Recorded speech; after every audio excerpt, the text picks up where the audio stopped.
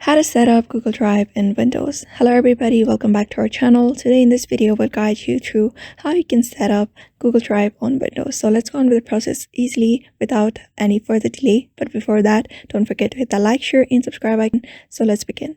So first of all, you may just head over to the google.com and log in into your account, and you'll be finding the website version of the Google Drive usually. So in order to set it up onto your device, you're just gonna head over to the Google Drive, and you're just gonna download the application onto your device. So in order to download it, you'll be finding this at the top of the Chrome. You'll be finding the three dot. You're just gonna click on it and look for the install option there. If any install option is not available on that box, you're gonna simply download it by going to the search bar instead. You're gonna find that option on your search bar. When you look for it, just go to the search bar. You can find this monitor and an arrow icon, which means it can be directly downloaded from that section. So when you click on it, you can find this install option as well there.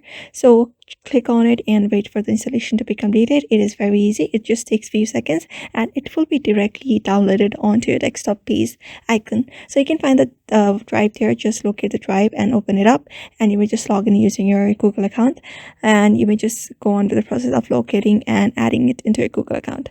Otherwise, after that is done, you will be finding different section here. So you will just use different options available on this Google Drive, like this new. So when you click on this new tab, you can create your own folders and files on Google Drive. You will just go on with the process of doing so.